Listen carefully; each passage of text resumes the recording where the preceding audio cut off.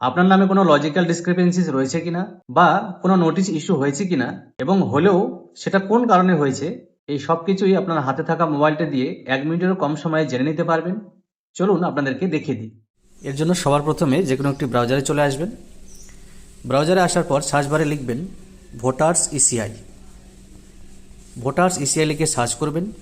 Search রেজাল্টে প্রথম যে লিঙ্কটি পাবেন voters.eci.gov.in, এই লিঙ্কে ক্লিক করবেন। ক্লিক করার সঙ্গে সঙ্গে ওয়েবসাইটটি ওপেন হবে। ঠিক উপরের দিকে লগ ইন অপশন পাচ্ছেন, সেই লগ ইনে ক্লিক করবেন।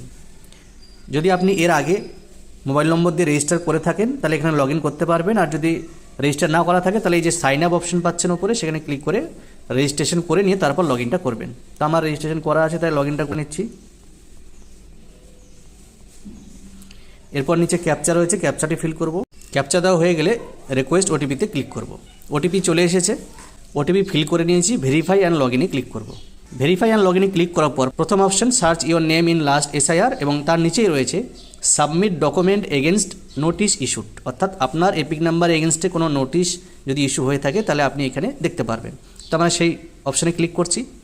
তারপর এখানে এন্টার এপিক নম্বর বা নোটিশ রেফারেন্স নম্বর, দুভাবেই আপনি দেখতে পারবেন। তো আমি এপিক নম্বর এন্ট্রি করে এখানে দেখতে চাইছি, তাই এপিক নম্বর এন্টার করলাম। সেন্ড ওটিপিতে ক্লিক করব। সেন্ড ওটিপিতে ক্লিক করলে আপনার এপিক নম্বরে যে মোবাইল নম্বর রেজিস্টার রয়েছে সেই নম্বরে ওটিপি যাবে। ওটিপি এন্ট্রি করে নিয়েছি, এবার সার্চে ক্লিক করব।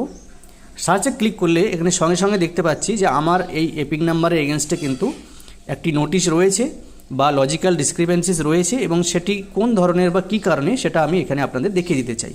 You have been linked as son/daughter with someone who is also claimed by 6 others as father, giving suspicion of a likely incorrect match।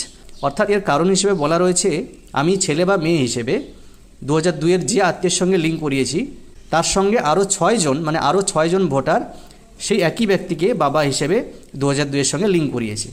এবার সেমভাবে আমি আরেকটা এপিক নম্বরের এগেনস্টে দেখাবো যে নোটিশ না এসে থাকলে কী শো করবে, সেটি আপনাদের দেখিয়ে দিই। যেহেতু লগ ইন প্রসেস সহ বাকি প্রসেস একই, আমি আর সেটা দেখাচ্ছি না। জাস্ট এপিক নম্বরটি এন্টার করলাম, সেন্ড ওটিপিতে ক্লিক করলাম। ওটিপি চলে এসেছে, ওটিপিটি এন্টার করব। ওটিপি এন্টার হয়ে গেছে, সার্চে ক্লিক করব। এখানে দেখতে পাচ্ছেন error no notice has been generated as on day, অর্থাৎ আজকের দিন অনুযায়ী এই এপিক নাম্বার এগেনস্টে কোনো নোটিশ ইস্যু হয়নি, তাই এই এররটি দেখালো। যদি নোটিশ ইস্যু হয়ে থাকে তাহলে আগে যেভাবে দেখিয়েছিল সেভাবে দেখাবে। আপনারা বুঝেও যাবেন কোন কারণে সেই নোটিশ বা লজিক্যাল ডিসক্রিপেন্সিসটা রয়েছে। সঙ্গে বলে রাখি যে আপনার ভোটার কার্ডের সঙ্গে যদি মোবাইল নম্বর লিঙ্ক করা থাকে তবেই আপনি এই অপশনটি দেখতে পাবেন। যদি লিঙ্ক না করা থাকে বা কীভাবে লিঙ্ক করতে হয় আপনারা জানতে চান তাহলে অবশ্যই নেক্সট ভিডিও বানিয়ে আপনাদের দেখিয়ে দেবো।